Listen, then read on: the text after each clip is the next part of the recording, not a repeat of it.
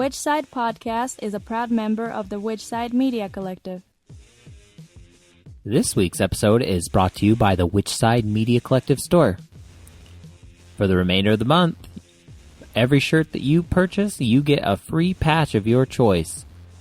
Just add the shirt and the patch of your choice to the cart and then add the code free patch. And it's yours for free. That is one complicated code to remember.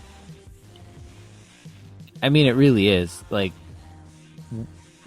what is it again? I forgot already. You'll figure it out. So just go to whichsidecollective.org and get yourself a free patch. Patcharoony.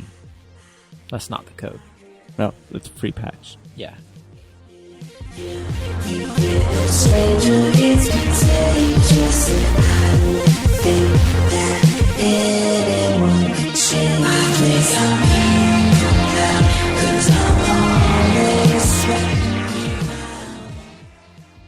This is episode 181.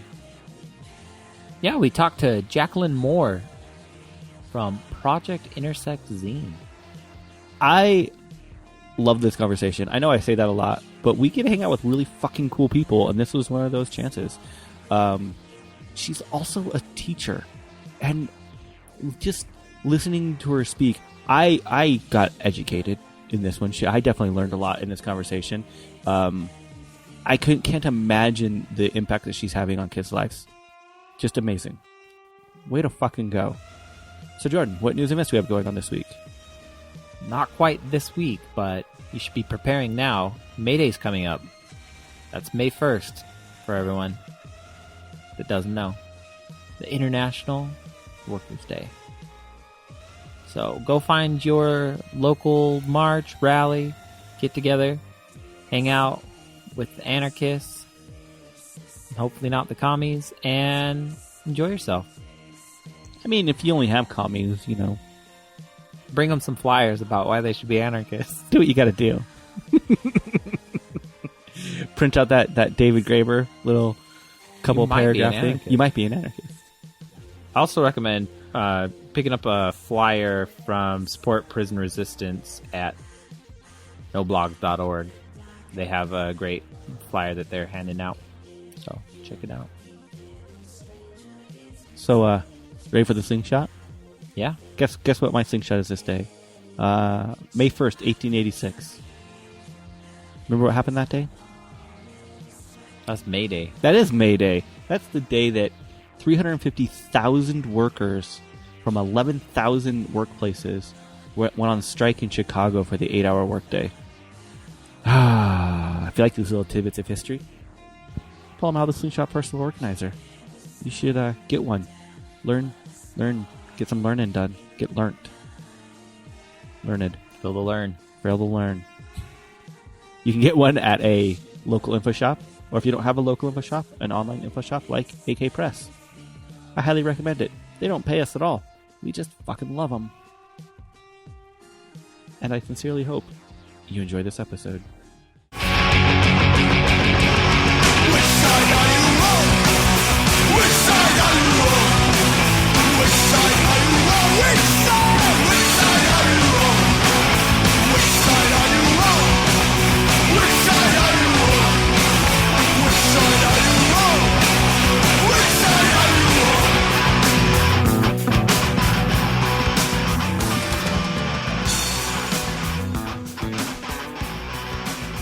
So, how's your Sunday going?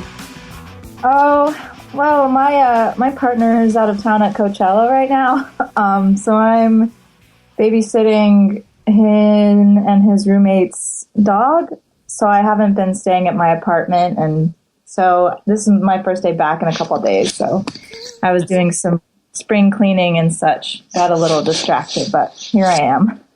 Spring cleaning, that just sucks.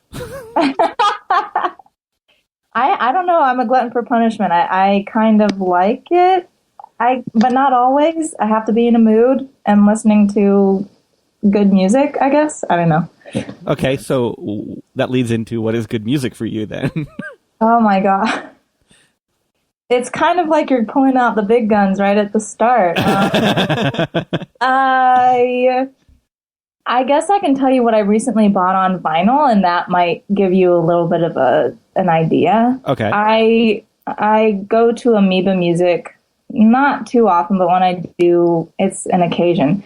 And I bought, what did I buy? I bought Heaven or Las Vegas by Cocteau Twins.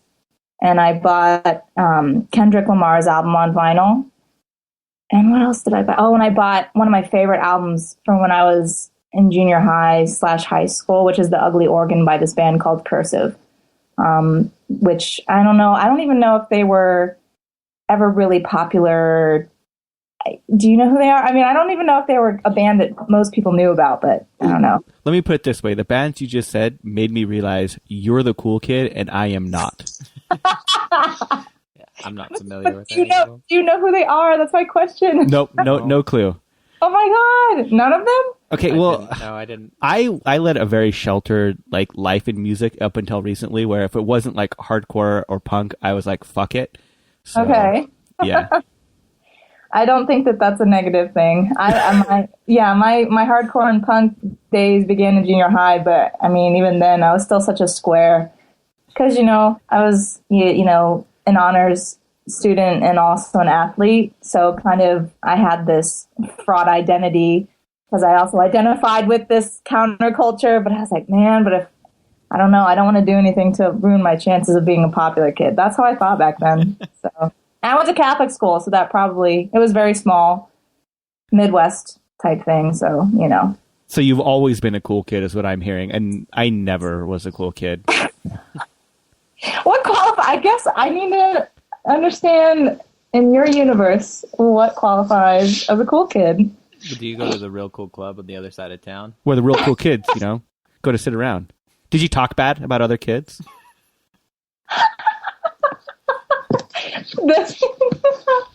The cool kid club on the other side of town. Yeah. The other side of town from my hometown, there is no other side of town. It's the exurbs. You know what I mean by that? Exurbia. I'm not sure. See, another reference, I'm just like, God damn it, I am not cool enough. No. Exurbia is essentially, it's really simple. So you have the city, and then you have the suburbs, and then you have exurbia, which is the place between the suburbs and rural areas. It's basically, I don't know, that's actually where I would live if you get really technical. Yeah, exactly. So okay. it was all quasi farmland, but also strip mall type stuff. I never heard that term before, but I guess I grew up in exurbia. And where did you grow up? The exurbia of Salt Lake. Oh, of Salt Lake. Oh, Yeah. fascinating. Yeah. So I grew up in a little town, 20 miles outside of Salt Lake. Mm-hmm. We were the only subdivision surrounded by farms. Oh. Yeah. Okay. Population? At the time, less than 20,000. Yeah, that's pretty small. Small. Now that area has grown so fucking much. It's now in just shy of 80,000. Wow. Yeah. Yeah. Utah. Yep. I don't know anything about it. It's pretty. Other than it's like, yeah, I've heard that it's beautiful, and also that is that what which religious fundamentalist group is that? The Mormons, yeah. Yeah, okay. I didn't want to say it and then make a fool of myself if I was wrong, but okay. Yeah, so yeah, lots of them, lots of Mormons. Yeah, lots of Mormons. Well, I've never met one in person, so. I was raised Mormon. Does that count? Yeah. Yes, it totally counts. What? Yeah. Wait, my first exposure to Mormons was on the MTV's True Life, or not True Life, but what was when they had all the people living in the house together? Real World. Yeah, the season where they had the Mormon woman on it. I didn't know they had a Mormon ever on it. I only watched the first couple seasons. Yes, I don't even remember which season it was, but it was in New Orleans, and there was this Mormon. How did she deal? Like, that doesn't sound... She didn't deal. She was, I don't know, she was a little, I don't know what word to use without sounding insensitive, but I don't know. Go ahead, be insensitive. she was just, I don't know, she was keyed up all the time, kind of a thing, and talked in platitudes, weird platitudes about the way things are, and was trying to tell people they were being immoral. I don't know. It was interesting. You know how when people first go vegan, that first like 6 months, they're always on this like, you know, moral high ground and yelling at everyone. Yeah. That's how Mormons are all the time. Oh, all the time. But they're like have a nice facade about it. They really do, don't they? Yeah.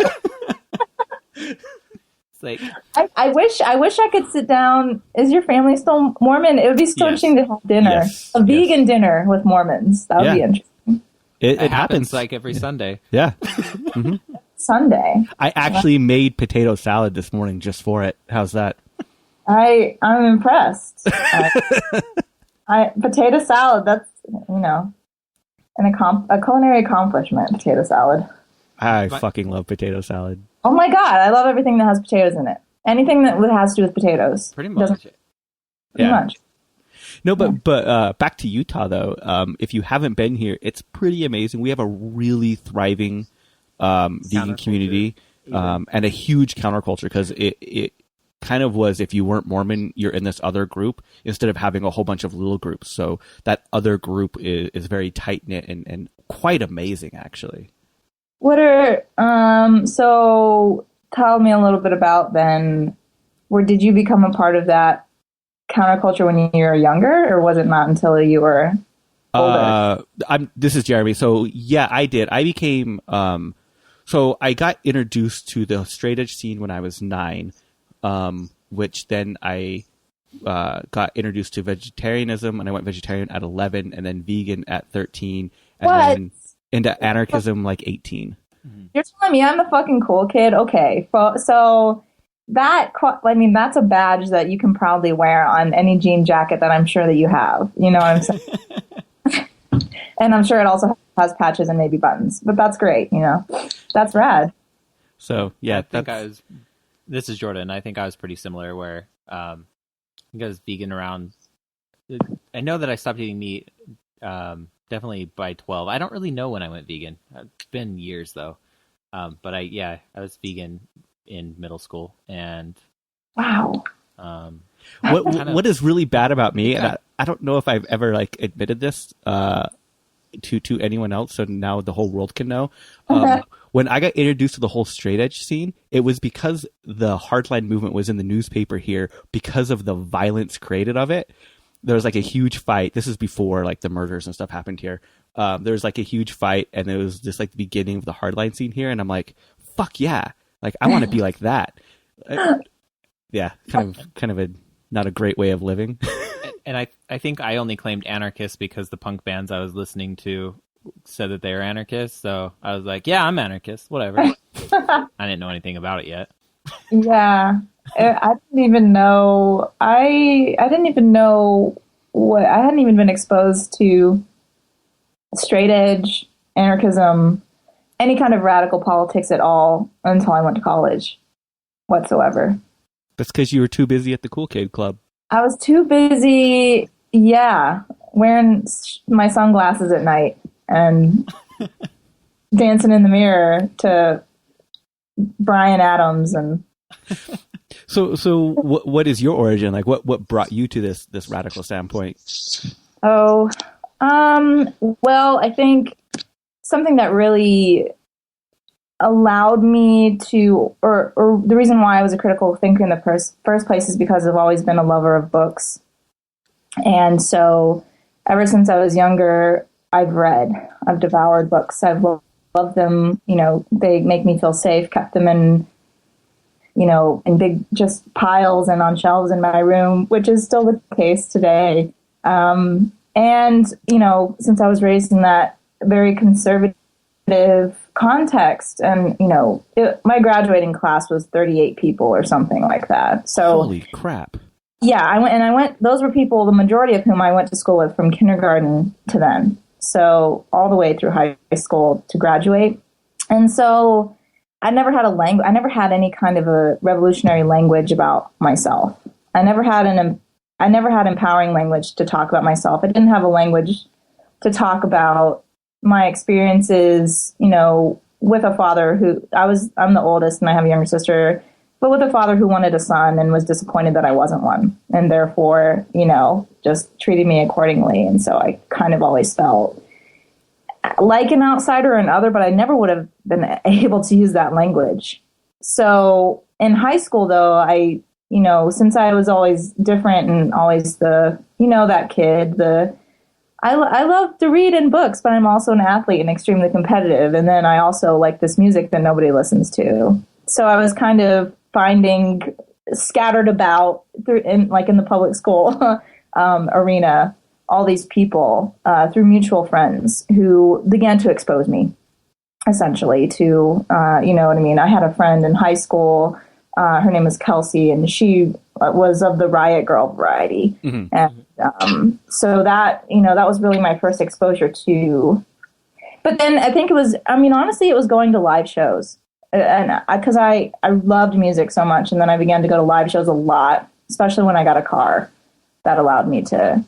So just, I think the music scene, and then, I had some women who weren't great examples of the type of person I wanted to be, but they had these qualities about them and had, been exposed more so, I guess, than I had been. So that was, I suppose, when I was first exposed. What was it like going to those shows? Were those like the punk rock shows, or were they different genre? So I'm from Ohio. A lot of, in the Midwest, there's a strong tradition of house shows and of, I don't know what you call it, like collectives, where there'll just be these people, living in house. It's not a squat situation, but, it's kind of a huge house. They don't take care of very well, and they just have shows all the time. So, yeah, exactly. And so I had a lot of friends who were in bands, and I would say it was more of a combination of things. I can give an example. My friends from high school are in this band called Saint Seneca, and they're on Anti now, but they're kind of Appalachian folk mixed with punk, but also with pop. But it always had that sensibility of being extremely kind of do it yourself. But I was exposed to a lot of punks through them, but I never attended punk shows in the way that a lot of people I know and love and respect do, or did back then. Mostly it was alternative bands or indie bands or just local. I've been to one punk show in my life, actually. And it was very recently. It was last summer. I went and saw Los Crudos, Yeah. And it was fucking amazing, of course. It was so cool because in LA, I live in LA now. And I don't know, the punk scene here isn't really, I don't know, it's interesting. I don't know much about it, but there's this whole like Chicano punk scene here, which is really strong and, radical. But yeah, so I don't know if that makes me less legitimate of a punk because all these people I know and love did, they're like, oh yeah, that first time I went and saw Papa Gandhi or whatever, but, I don't know, that wasn't my experience. And I think it has a lot to do with exposure. I don't know. And your parents, I don't know. Well, now you make me feel bad. I've never had the opportunity to see Papa Gandhi live. Oh, I haven't either. I'm not saying I did. I'm saying when people would tell me, Now you're just calling me out though on it, and I'm like, yep, I guess. Am I calling you out on it? Are you projecting? I don't know. I just feel sad. They're actually one of the groups I've always wanted to see. There's only a couple that I would say that I actually feel like missed out on not seeing. And I'd say two actually. That it'd be Propaganda and then Harvest. Oh yeah! Oh my God! Those would be amazing shows. Harvest would be intense. And I was going to go to Harvest. They were going to play Hellfest, right? And they broke up right before Hellfest. Well, yeah. They didn't care about your dream, okay? But I did see Walls of Jericho, which is half of Harvest, so that counts. It does count. Yeah. Hey, look, I'm on your team here. It counts. I'm always curious to talk to women that were in the music scenes, because like looking back on when I was really into the scene, it wasn't very empowering to women, unfortunately. So what's your experience been? Yeah, I went to some shows where there were, I've been to many shows where there are people, dancing in a pit and, that kind of stuff. And it was mostly men who participated, but there were some women, some of them very small and petite. And I actually think it's usually really small, petite women who are, I don't know, the most fearless in that, in my experience in that situation. They're like, I'm throwing myself in. I don't give a fuck. But I do feel that way, very much so.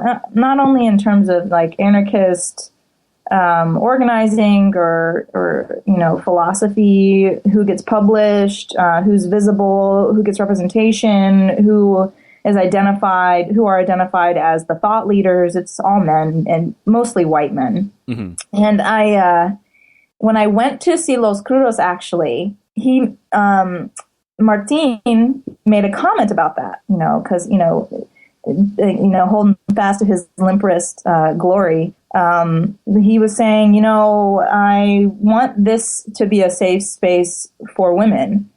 Men have not made what's implicit explicit, basically meaning that we have not prioritized the right of women to be in the space and their safety, which I thought was so fucking radical. And I agree. And Alice Bagg was there too, at the same show, reading from her recently published graphic novel. So it was kind of this feminist power type statement. And I agree. And I think, too, that I feel it more so in terms of identifying as an anarchist and politically. And obviously the music is political, but I don't think that all people who listen to anarcho-punk are necessarily politically active as anarchists. That's a presumption I'm making. But, I mean, I feel pretty comfortable making it. So, but in terms of, let's say like anarchist book fairs or, any kind of an anarchist event that's organized or anything you can attend, it's very monochrome in a way, I guess. So, I have the most hope for anarchism because I feel like most people with the most diverse backgrounds can relate to it as an idea about how life could be, so, yeah. What got you first interested into the whole anarchist scene? I don't know how to answer that question. That's kind of, I forget which one of you mentioned earlier. I don't remember the day I went vegan, but I've been vegan for this long. It really was.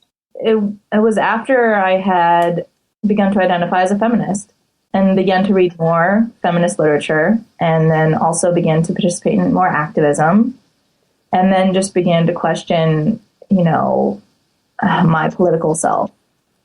I couldn't even tell you the first exposure to a text. Really, it was probably, when I was exposed to socialist literature, I feel like that would have been my inroad. I studied English for my undergrad, and I forget which course it was, but we read the Communist Manifesto. And I had never, I had never read anything like that. Or I'd never been exposed to anything like that before. And so that just made me more curious. And again, I would relate that back to the fact that reading is something that I enjoy very much, and I consider it a practice of kind of expanding the mind and making it more plastic. So after that, Emma Goldman was an early, I specifically tried to seek out women writers, and she was definitely somebody who blew my mind. And then, I had been into anarcho-punk, and I had friends in college who were really into all of that and a part of that scene even. So, you know what I mean? I actually began to look at the lyrics. Like, who are Flecks of Pink Indians? And like, what are they fucking talking about? And, they're fucking, they talk about cruelty to animals too, So when I began to make those connections, basically, it wasn't until really, I would say, like I was 22 or 23 that I really began to identify as an anarcho-feminist. Was that like an aha moment, or was it more of a this really fits into line with the way I've always been?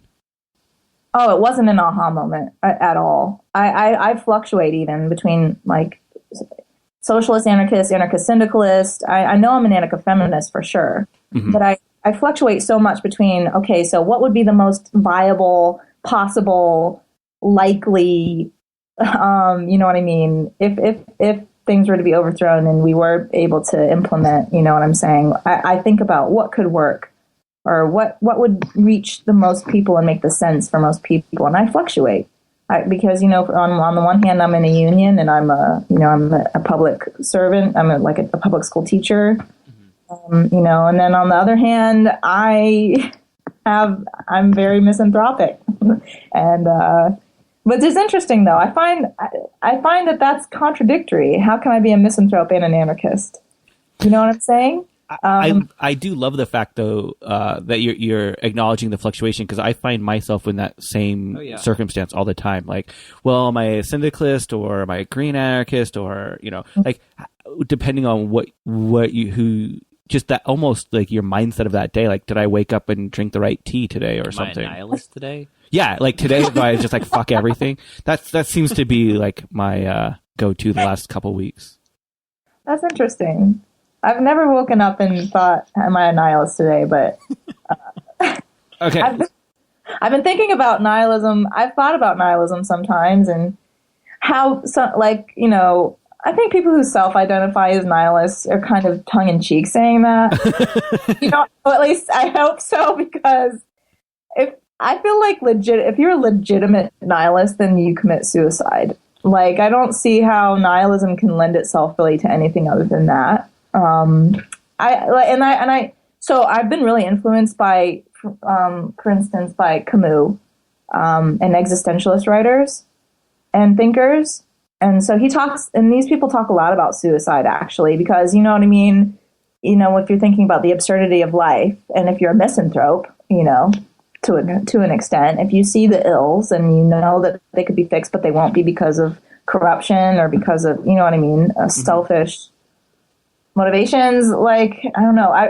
If you haven't read it, I really recommend The Myth of Sisyphus and Other Essays by Camus, because he basically talks about, he's discussing suicide and basically reasons not to commit suicide, which, you know, it's extremely compelling and it's very political, because, and I feel like people who tend toward thinking they're nihilist or have nihilistic thoughts are oftentimes people who are really deep thinkers. They feel things intensely and get overwhelmed at the absurdity of life.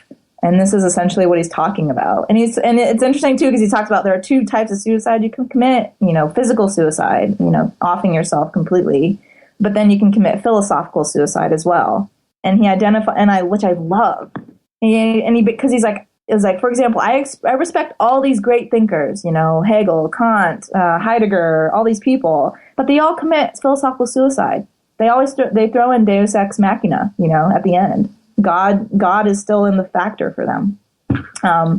So I don't know. It's kind of like this love song to depressives who think a lot about the world and desire it to be different and have often felt like it will never be, or that it's so, like, it's this Sisyphusian, I don't know how to even say that, like Sisyphus' struggle with the boulder, pushing it up over and over, you know, Is it ever going to end? And then he talks about finding joy in that struggle. You know what I'm saying? Learning from that struggle. It's just really great. I just went off on a tangent, but I feel like that's, if you sometimes wake up feeling like you're a nihilist, you should read that book. No, I mean, it actually strikes like pretty at home with me. Like we said earlier, Utah, it's fucking beautiful. Like there's no other way to describe living here. 5 national parks, our producer told us. Our producer told I mean, it's beautiful. So, like, where I do my 9 to 5, it's at the base of a canyon, and I get there early in the morning. And, like, just every day this last couple of weeks, I get there right as the sun is peeking through the canyons, and it's breathtaking. There's no other way to describe it. And I have to look at this every morning and go, what the fuck am I doing? I'm wasting my life. In 1,000 years, my existence won't matter. Fucking hell. And then slowly walk in depressed. Yeah.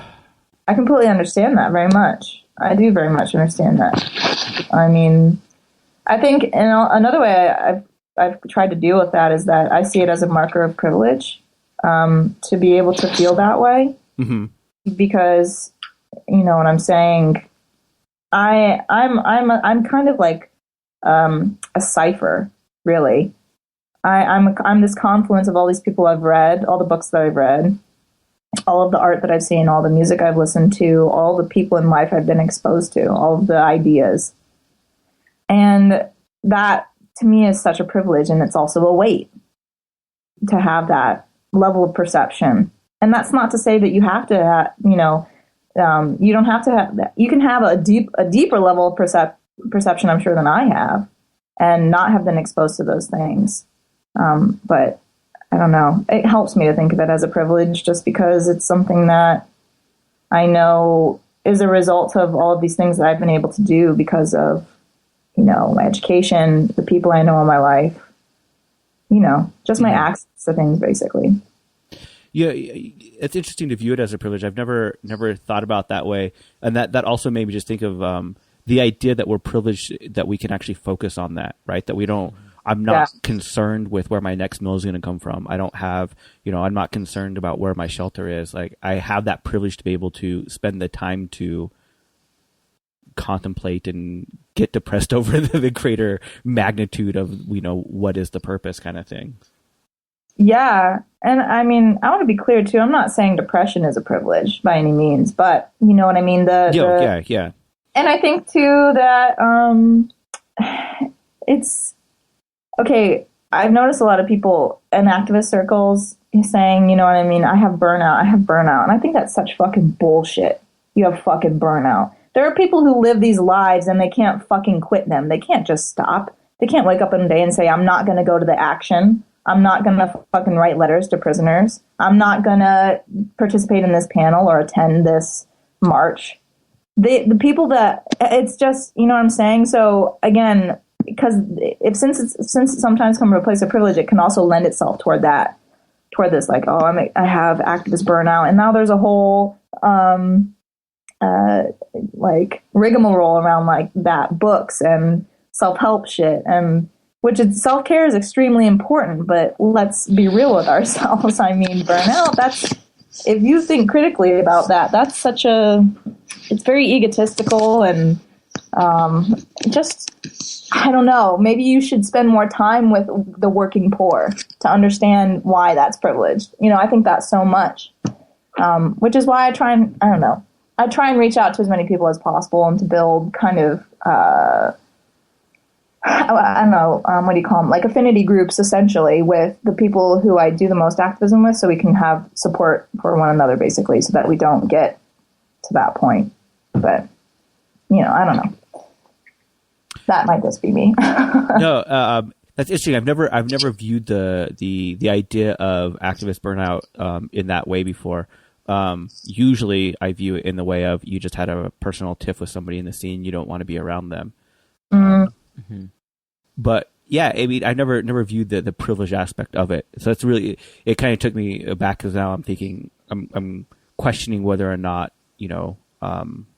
I should be checking that privilege myself. Yeah, I mean, I think, as white people especially, I think, vocalizing that I'm checking my privilege isn't something that I should be doing. It's just something that I internalize. Mm-hmm. And then I check other white people, I feel like that's my responsibility as an activist and an anarchist. If I feel, and an anarcho-feminist especially, because it's not, for instance, it's not the working poor's responsibility to explain to the bourgeois their situation. No, yeah. It's, what I'm saying? In the same way that it's not non-whites people, or what I mean, non-white people's responsibility to explain ad nauseum to white people why Black Lives Matter, for instance, mm-hmm. or why a critical race perspective is inherent within a critical vegan critique. or inherent within an anarchist critique, or even why ethical vegans, or, could explain to anarchists why veganism is, you know what I'm saying? Like, so it's all part of that, I guess. I get kind of meta, but in real life, it's simpler. But when I'm talking to you all, I guess I feel I can maybe break it down a little more in those ways. Well, the idea of checking ourselves and calling each other out is something that we bring up quite frequently. How do you do it and keep it in a positive where, all parties come out learning and moving forward instead of, creating divides? How do you? I don't have the answer. That's why I'm asking you. I'm not, okay, so, all right. I can come from the perspective of a teacher. I teach middle school students. Okay. And, pretty much I wish there was some kind of requirement or incentive for people to work in public schools in their formative years, especially like after they graduate high school and then maybe in the college years. Just because I feel the skill you're asking me about, you would learn so much by having to be patient with your students. Because I have to have endless patience. I mean, I just can't. If I don't have endless patience, nobody wins. And endless patience also requires humility. I mean, in a radical humility, the kind of humility that is not parading, just egotism parading as, you know what I mean, meekness. It's true humility, which is to say, I don't know the answer. Mm-hmm. Or I didn't understand your experience and I made a presumption. I apologize. Or we disagree. Let's figure out why, as opposed to I have the answer. You don't. Let me unscrew your skull and stuff it in there.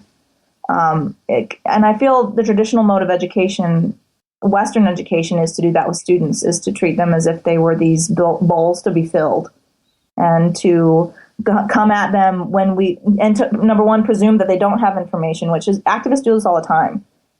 Presume that people don't have information, presume that people are against you, presume that people make judgments on you based upon X, Y, and Z, presume that people have never thought about things before, all of which are extremely myopic and self-serving and counterproductive in terms of effective activism, just completely counterproductive. So in order to have a conversation with somebody who is diametrically opposed to let's say if you know the person and they're diametrically opposed and you're calling them out, calling somebody out needs to be done in a humble way. And that seems contradictory, but it's absolutely possible. And I think one way to do it is to relate to people on a human level and to say, hey, I can see where you're coming from. Or if you don't see where they're coming from, hey, I don't see where you're coming from. Can you elaborate on this part? Can you clarify what you mean here? And the more that you do that, the more you understand about the way you feel about things, and then the more that person understands and has to answer to it. They have to define, they have to give their terms, they have to show their evidence if they have it, or something likely that they don't, or whatever. And you know what I mean? I think that it's helpful, which is why, for instance, as a white person, I feel it's part of my, activist credo to, make other white people responsible, is because on a basic level, as white people, we have that in common. And when you have commonality with somebody that is, and there are scientific studies that show this, which I don't harp on scientific studies, but people, you know what I mean? It's effective. People understand that language, Scientific studies show that if you relate to somebody on an individual level and you can relate to them with common experience, they're much more likely to listen to you, even if they have opposing opinions. So, so humility, and also just, like a slowness of speech, using questions as opposed to statements, getting away from the I and focusing on the other person in the conversation, actively listening, not talking over people. I mean, I think that obviously there are some cases where public shaming is very effective and should be used, but it should be used very scarcely. And that only creates somebody who's more hardened to your point of view. It doesn't help your activism, and I think the problem is it feels good to be angry and righteous. It feels good that, you know what I'm saying? It just does. it feels good to, and I think part of the reason why is because, you know what I mean, oftentimes for those of us who are in the counterculture or who feel like, you know, this is the answer to so many problems, why can't people just fucking listen? And we feel righteous in our anger, in our frustration, in our anxiety, and then that leads us to be all of these things that we despise in others. We despise when others are impatient with us. We despise when others won't listen. We despise when others accuse us of things that aren't true. We despise when others make presumptions about us. And we despise when others continue to relegate us to the realm of difference, you know? So, I mean, I think it's asking people to work against that, which again, you know, anarchism, I feel, you know, it is problematic in terms of how, you know what I mean, sometimes it's been practiced in a lot of the theorists and things like that, but like, it has to lead, I mean, the notion of a peer or affinity group in and of itself, it's this diffusion of power. It's not, you know what I mean, holding power in the self. It's power in the people. And I just wish, I think that if more people really remembered that or even considered it that way, it would be helpful when calling out or whatever you would use to however you would refer to that term. You know what I mean? I would just have loved for you to be my middle school teacher. I was thinking the same thing. Like, how do you like approach your anarchist, activist, vegan life and incorporate it into like your teaching? So last year, so my student, my students know I'm vegan. Okay. Mm-hmm. I never, if I were talking with students one-on-one, I might tell them a little bit more about my political self. But working in public school, that's very problematic. Mm-hmm. That doesn't mean that I edit myself by any means of the imagination, but it does mean that I understand I'm a new teacher and I need to get tenure before I can really begin to just kind of let it all hang out, as it were. I view teaching as my main form of activism. And the way that I incorporate or expose, I should say, my students to some of the ideas that change my life and currently form my political self is through the way that I conduct my classes and the types of materials to which they are exposed. That's just plain and simple. Mm-hmm. Because that's what I have control over. So I prioritize dialogue-based learning seminar in my classes. I prioritize critical thinking. I prioritize students being treated as people and young adults, and I refer to them as such. I disallow discriminatory language in my classes. And not only that, I provide them the answer that they deserve as to why it's discriminatory and why they should think about using that language. I don't just say, you shouldn't use it. I'm an adult. That's why. That's fucking bullshit. That's such a fucking capitalistic, you know what I mean, mode of being when adults say to young people, and it's also very ageist too. So I essentially treat students as if they are subjects of a life, and that they have knowledge to bring to the fore that I do not have. And in that context, they ask these questions, and I ask them these questions. Like one way I work in, for instance, they have these creative journals, and I ask them questions at the beginning of every class, and it can be whatever I want. In another example, let's say we're doing a unit on persuasive writing, and I had my students read an article about factory farming and watched a video, an undercover video from a battery chicken operation, a battery hen operation. They never knew anything about it.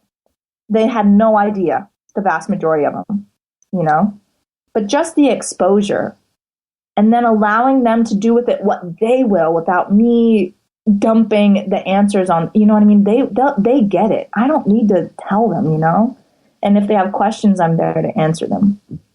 So I feel like that's a very in the vein of bell hooks, in the vein of Paulo Freire, this kind of critical pedagogy of which again I feel it has anarchist tenets to it. The allowance or the preference of the people and coming to a consensus, or if there's not a consensus, then working it out, creating a community that is welcoming to all, but that holds people responsible for what they say and how they are and how they behave.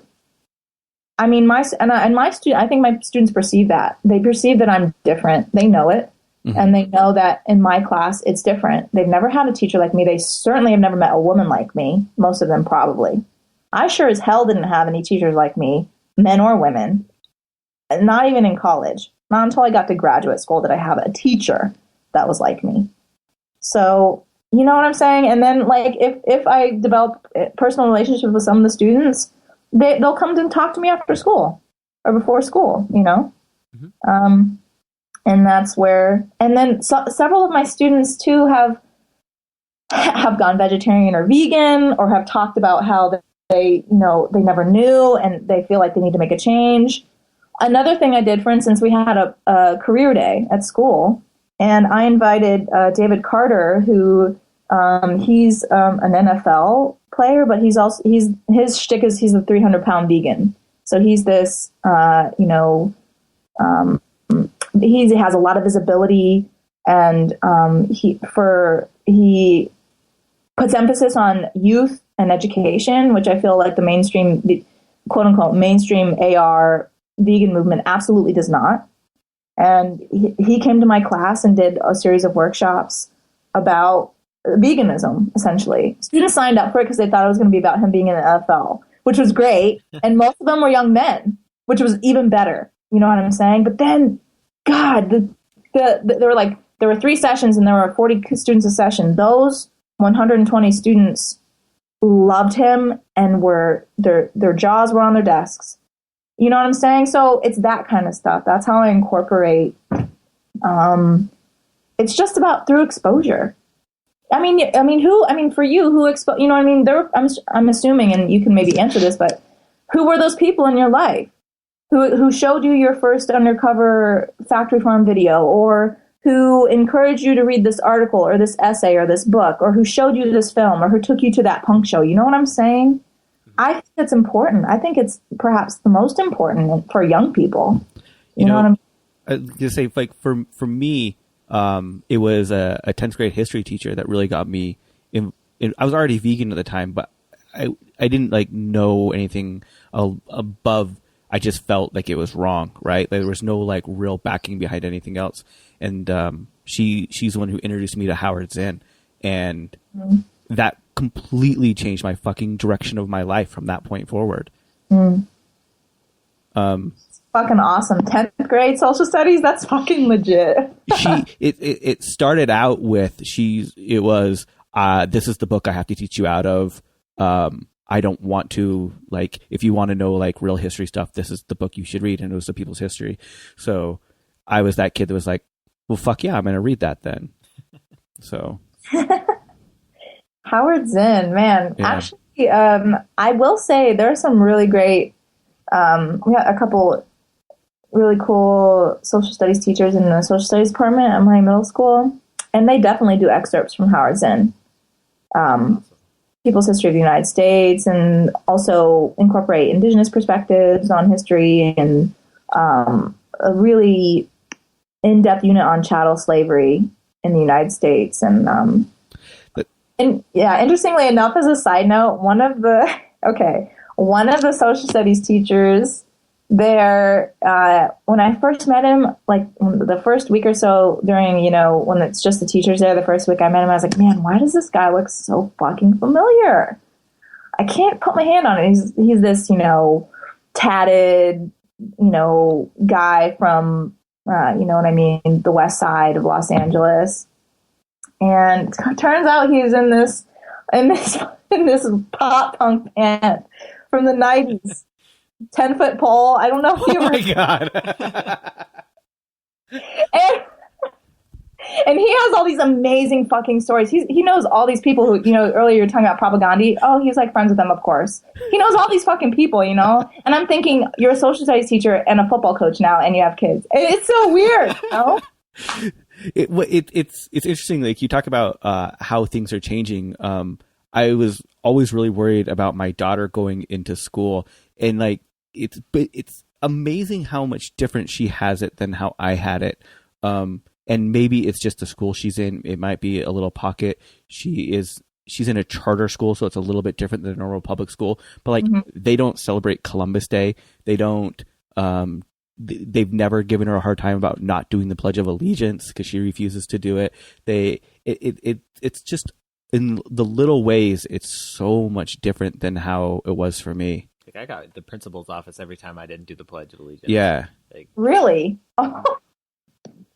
I don't do the Pledge of Allegiance. I just sit in my seat silently, And interestingly enough, none of my students have ever asked me about it. I mean, they haven't. And then the students who do as well, I don't say anything to them. That's 100% their right, to not participate, regardless of what their reasons are. I don't need to know their reasons. They can do whatever they want. You know what I'm saying? So that's radical. I'm glad your daughter is in a place like that. Well, what's funny is, like, I am that parent where when she first came to us and she said, I'm not going to say the Pledge of Allegiance, I was like, well, I'll fully stand behind you, and if you get in trouble, that I'll have your back. Don't worry about that. But if I was you, I probably would, just to not get in trouble. And she's like, no, fuck you, Dad. I'm going to do what I want to do.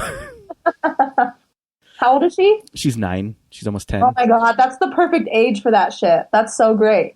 So yeah, she and the reason it's funny that her reasoning for doing it is not the reasons that I wouldn't do it. She's like, I don't do it because they say God. I don't believe in God, so I'm not going to say it. So yes. Hey, again, I don't need, the reasons are probably awesome, which in this case, awesome. But do you ever worry that you might get in trouble for like showing an undercover factory farm video? In this instance, no. It was something that another teacher was showing as well. And it was, as long as it's to Common Core standards, in the state of California, we have this thing called Common Core, okay? And as long as it's Common Core standards, and as long as it doesn't have an agenda, which it didn't, it's just, it was an article about facts. Pure, it was it, okay? If I don't know, if I showed them Earthlings, it might be a little more problematic. But, they watch that shit anyway. All of them have Netflix. So many of my students come up to me and be like, have you seen this documentary? Have you heard about this movie? And I'm like, all these documentaries, by the way, that they mentioned came out long after the fact that I was vegan. And so I haven't watched them because I'm traumatized and I don't want to watch them. Yeah. But you know what I'm saying? I'm like, that's amazing. That's brilliant that you're watching that. What did you think of that? And then I have students recommending me documentaries that I hadn't even seen. For instance, there was this one student who recommended me to watch this documentary on the Bloods and the Crips in Los Angeles, because we talked about police brutality and things like that. And it was an amazing documentary that really opened my eyes to the history of gangs and how it's related to police suppression or oppression of, poor minority communities. But so that happens all the time. And I feel the students feel more comfortable with me, maybe relating to me on that level, which I feel is much more on a peer-to-peer level than it would be teacher-student level, if that makes any sense. Do you ever have to, you said that you don't allow derogatory languages, but do you ever have to call out students on their behavior? Yes. All the time, of course. How do you handle that? Similar to the way that you would handle calling out someone else for transphobic or homophobic statements or racist statements or something like that? To be honest, I don't call them out the same way. I feel that, when I call people out, it usually has to do with homophobic language, homophobic, sexist language, and racist language. Those 3 categories, which are huge categories. They're pretty much a catch-all. But I my approach, and I don't think I have the best approach, I'm working through it, but I'm trying to figure out what's the most effective in terms of what 12 to 14-year-olds, how they respond when I intervene with behaviors. And the way that I usually cope with it is I call them out in front of their peers. I make it public that they've said something that's inappropriate. Mm-hmm. And I tell them why. Again, because I say they deserve the reason why. But I talk to them in a very serious tone, and I say that language is unacceptable. And I have a rule posted up. I have 6 expectations for my class, and one of them is that we do not utilize and we do not engage in any language or behaviors that makes anyone feel lesser than. We do not do that. And sometimes they legitimately don't understand. Mm-hmm. Some of them legitimately don't understand why using the word gay or why using the word retard, or even why calling a young woman a girl or a chick is problematic. But I call them out anyway, and I use it as a teaching opportunity. And I will say that I kind of take on maybe a little bit more of that authoritative role in that instance, but I feel that I have every right to do so because that's a behavior that needs to be automatically addressed. Mm-hmm. Obviously, and they need to understand why, but they also need to know that it's not accepted in the community, that it's a negative behavior, that it brings about negative results, and that it will not be tolerated. And behaviors like that deserve a different response from me, as opposed to, say, for instance, if a student brings a point of view on something that I'm unfamiliar with or I disagree with, that's different. Mm-hmm. But if they're using the word bitch or fag, or if they're calling, if they're calling somebody, a beaner or whatever, slur that they would be using, I call them out on it. And 9 times out of 10, they're extremely embarrassed. The 1 time out of 10, there will be an antagonistic person. And it's usually and those people are usually antagonistic because they understand the weight of the word, and they know that they're using it, and they know that it it carries that weight. So those are the students who kind of have an antagonistic response. But I drag them out into the arena even more. I put them on display even more, just because those are the students who have a higher likelihood, in my opinion, of being more hard-lined or unflexible in their thinking. So my goal isn't to make them feel bad, but it's along that line. It treads that. I want them to understand. I do want them to, I'm not saying it's their fault that even if they believe certain things, they are a product of their parents. They're only 12 years old, 13, 14. I don't blame them, but this is the time where they need to begin to take responsibility for those things. So I come at them real. I just come at them realistic. And I say, here, this is inappropriate, and here's why. It was problematic. For instance, we had a seminar debate on the presidential election, and there was one student who was he's one of those people. He's very smart and manipulative. Okay, and does anything for attention, anything he can do to get attention. And he's also extremely vain. We all know that guy. We all knew that person in school, and we know those people. Me as a kid. Well, you know what I'm saying, though. We all know this kid. And in this conversation, the way I do it, I have 4 students in the middle, and all the rest are on the outside. And the people in the middle are the only who are allowed to converse. They're asking questions. They have papers in front of them that I will have given them that kind of is a script, but then they can deviate from it once they've said their script. And in the presidential debate, they had to make a claim as to who to vote for, basically. And it had to be objective, okay? That was how they were being graded. I gave them a packet that I had compiled from a PBS thing where it was like, get to know your candidates. It was literally what the candidates believe on 10 different issues, what the candidates said. So it was as unbiased as possible. And this, in the middle, and I have an extremely diverse student population, extremely diverse. I would say almost half are Latino or Hispanic, but then, even obviously Latinos and Hispanics are not a monolith. Mm-hmm. They're extremely diverse within themselves. And then I have maybe 15 to 20% students who identify as Black, and then the remainder are white, Asian, etc. So in the middle of the circle, it was extremely diverse, representative of that student population, and there were, I think, 2 Mexican American young women, and then this young man who is Asian American, and, well, interestingly enough, Asian American, but identifies as Black, which is really interesting. Very interesting. If you knew him, you'd understand what I meant by that. But he basically was saying that he didn't do any part of the assignment. He thought he was above it and beyond it, and he didn't give a fuck. So he basically, when it came his turn, said something to the effect of, I vote for Donald Trump because I agree that we need to deport all Mexicans. You know, and he quite literally just said it like that. Very matter of fact, nonchalant, not making eye contact with anybody, you know, under his breath almost. And the one young woman just began to cry. Obviously, for fuck's sake, if you're going to fucking say that, you know. And of course, I take responsibility. I put them in that context. But, and then in that moment, I came down on him hard. And I said, you want to know all the reasons why that was wrong? I'm going to list them off for you right now. In front of everyone. And everyone in the class knew, too. Everyone was silent, dead silent. So they knew, they know. They're at this age, they understand the weight. And they're really... And I emphasize the weight of words. Language makes world. This is what I tell them. The way that you speak, the way that you think of things, that is how the world is. That's the world that you create. And it impacts others. And he wasn't very happy with me for a while after that. But good. I don't care. He doesn't have to like me. He'll understand.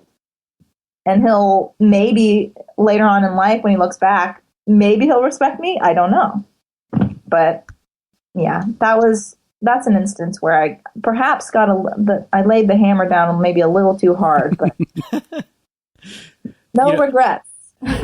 Like looking back at my life, the age that you're dealing with on a consistent basis was the age that I made like all of my like life-changing decisions. That's when I was, being straight edge, and that's when I went vegan, and that's when I was starting to be introduced into like anarchism and radical thought.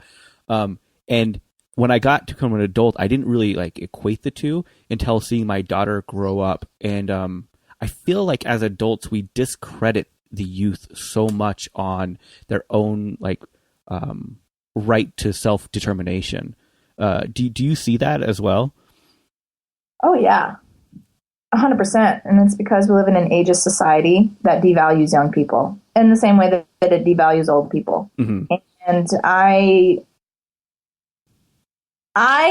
which is why I feel my students don't quite know what to do with me, especially at the beginning of the year. Because on the first day of class, what I say is, you're young adults, and I'm going to talk to you as if you're a young adult. Secondly, I'm going to learn more from you than you learned from me this year. That's what I say to them. And I'm not being insincere. I sincerely feel that to be true. And they're like, but aren't you supposed to be the teacher? That's kind of how they react to that. But then it's related to this notion, I'm not saying they don't have agency. Some of them have more agency than others. As in, same with adults, quote unquote adults. But definitely they are devalued. They're not treated as if they have legitimate understandings of the world, mm-hmm. powerful ideas. They're treated as though they are essentially servants to the will of their superiors, to adults. They should get good grades because it makes me look good as a parent. And also because it means I'll have to pay less for college. I mean, I'm just saying I'm not saying that's the whole thing, but it's part of it. And I don't know. This is, I think, especially true of parents of athletes and parents of honor students, quote unquote honor students, get quote unquote gifted students. And because you always hear parents saying, you're an embarrassment, or I'm proud of you. And it's usually just because it's a reflection of how the parent feels about their child and how it reflects back on them. So I'm adamant with the students that they begin to understand themselves as young adults who have a right to voice their opinion as long as they begin to really hone their language and be able to hold their own in conversation. And the more that they're able to do that, the more people will take them seriously. And I'm saying that's not fair to you because the cards are stacked against you from the beginning. But hey, you got it. There's no outside of context. So this is what we have. How do we work with it? And again, I think that relates back to, I've said this to them, I never had a teacher like me, ever, when I was I never had one. You're lucky. No, I don't say that. I don't say that. But I just say that to them so they really understand that I care. I want to show them that I care. On a basic level, too, and I think that's where feminism comes in for me, this notion that showing empathy and showing compassion and showing emotional vulnerability as measures of power and as measures of perhaps making the strongest connections with others and breaking down these kind of false ideas of what it means to be an authority and what it means to have life figured out and to be, I don't know, somebody you should listen to and relate with, I guess. Yeah. Well, to shift gears a little bit, we haven't yet talked about Project Intersect. Do you want to talk about that a little bit? Yeah, Project Intersect is an anarcho-feminist zine focusing on ethical veganism, struggle against capitalist patriarchy, and emphasizing the power of storytelling as a mode of activism, pretty much. And it only exists in analog form.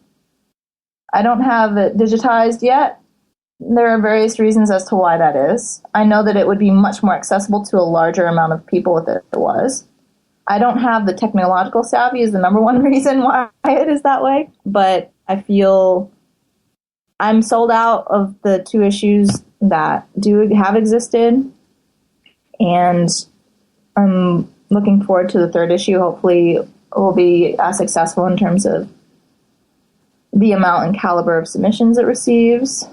There are about 2 months left in the submissions process. The call for submissions is open until the end of June. So, yeah, it's kind of a project that was meant to be in continuation of Feminists for Animal Rights newsletter that they had, which ran, I think, from the mid to late 80s to the mid to late 90s. And I just had never seen anything like that before. I knew what zines were, but I had never seen anything that was serialized or, was continuous, had multiple publications or issues, and touched upon subjects that I care about so much. How can people actually put the submissions in? They can email me, actually, projectintersect@gmail.com. Project Intersect Zine, I'm sorry, I had to think about that for a second. projectintersectzine@gmail.com. All you have to do is email me the submission, and it can be really informal. I don't care if you send it to me in a Google Doc or in a PDF or in a Word document, or even if you scan a handwritten whatever. Or even if it's been published other places or you've never published before, It can be fine art, photography, painting, video, performance art, poetry. It can be anything. The theme for this upcoming issue is bodies. The themes are meant to be very, very general. But I'm thinking about more so embodiment and the use of bodies and the idea of what are good bodies and bad bodies, legitimate bodies and illegitimate bodies, the exploitation of certain bodies. I'm thinking along those lines. But people do really interesting things with the themes anyway, so I try to keep it as open as possible. Well, I can't believe it's already been an hour. So you told people how they could do submissions. How can people get in touch, and where can they find the zine and get a hold of it and help out? So I can't give you 100% as to whether or not this is true, but Herbivore Clothing Company in Portland, are you familiar with them? Uh-huh. Mm-hmm. They pretty much have been my best ally in terms of getting my zine out there. They've sold the vast majority of copies out of any of the other purveyors that I've worked with. I worked with Blue Stockings on the East Coast, which is in New York. And I also worked with, in Los Angeles, Skylight Books and Pop-Pop Bookshop and a couple of other local purveyors. But since I'm all sold out, the last copies were bought by Herbivore. And I'm not even sure if they still have any left of issue number 2. Issue number 1's been sold out. The next issue will come out in the fall. But people can find... Facebook is the number one way, because then that also links to the other webpage, which is not very great because I need to buy a domain and actually pay for a website. I'm just using Cargo Collective, which is a free service right now because, again, I'm not very savvy with coding and things like that. So, but I am actually, if anyone, I also am interested, if anyone's interested in maybe partnering with me or collaborating with me on the project in various ways. If you're an amazing coder or designer, or you like to digitize analog content, or you enjoy editing submissions, or, organizing readings, I'm looking for collaborators. I also need someone, if you all have recommendations or know people, I need someone to illustrate the cover of issue 3 too. So, yeah, that's pretty much it. And on the internet, basically, email is great. I respond to email really quickly. Project Intersect zine at gmail.com. And that's pretty much it, I think. Unless you live in Los Angeles, in which case we can get coffee and eat a vegan breakfast burrito together, Well, we end every episode saying fuck, shit, damn. Would you mind saying it for us this week? Is this your Nardwar? Is this a nod to Nardwar? Are you familiar with Nardwar? Nope. No. Oh my god! I cannot believe you're not familiar with Okay, wait, I can believe it because a lot of people aren't, okay? That was just, I was being hyperbolic. I am jotting this Nardwar. Nardwuar. Okay, Nardwar is this, oh my god. You're welcome, okay, by the way. Okay, the first one you need to watch. His name is Nardwar, the Human Serviette. He's a Canadian freakazoid, amazing person. He's basically been on Canadian public radio for forever.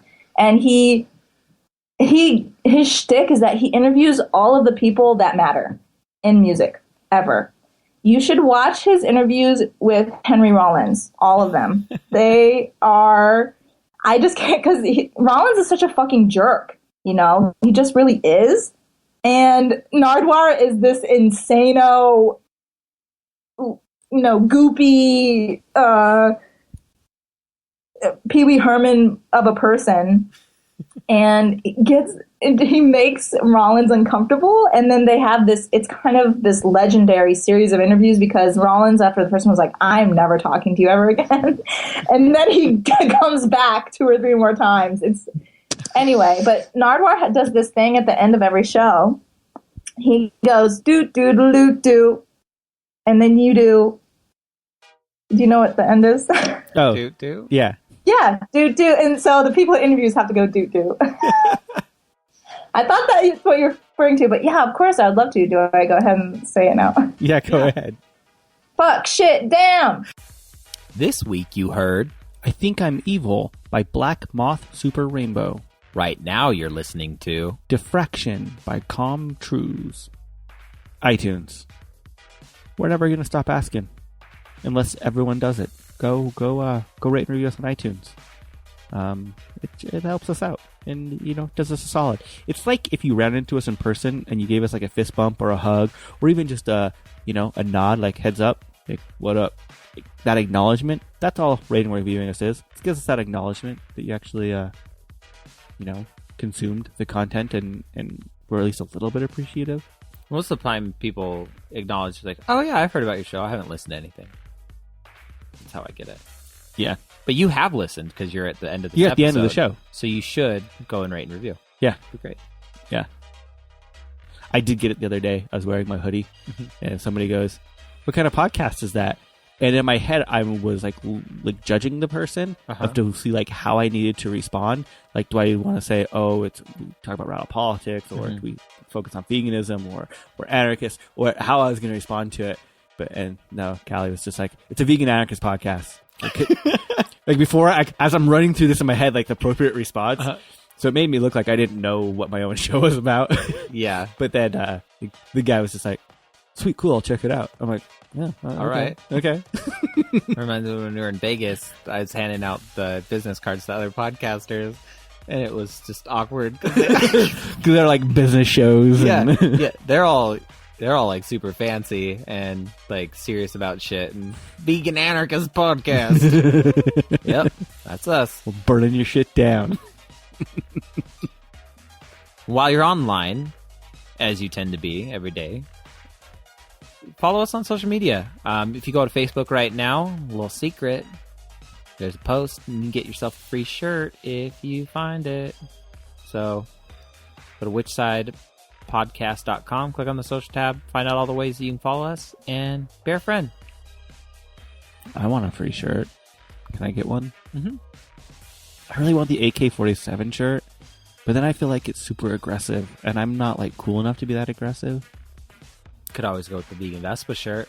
It's less aggressive. You know, when I made yours, I meant to make one for me, and I just didn't. Yeah. Because I wanted to do it on a white shirt with black ink instead of black on white, because I have so many fucking black shirts. I think, yeah, I'm really liking the white designs, like the white shirts with the black. White shirt with the black design. Me too, right? And I keep thinking I need to get more in my wardrobe, but it's just funny because like I've always worn black shirts too. Yeah. But, like looking at them, it's like those look pretty clean. Yeah, they do look really clean, don't they? Yeah. Yeah, I'm gonna make some. Sweet. You want a vegan Vespa on white? I'll get something else. What do you want on white? I'll have to figure it out. Yeah, let me know. Vegan. The handgun or the? I like the handgun. Yeah, I'll get you a handgun on white. Sweet. Cool. Fuck shit down. Fuck shit down. Which Side Podcast is hosted and produced by Jordan Halliday and Jeremy Parkin of the Which Side Media Collective, with web design by Jordan Halliday and sound design by Jeremy Parkin. Booking by Mari Halliday. Theme music by Commandantes. Go to whichsidecollective.org to check out the other shows in the collective. As always, fuck shit damn.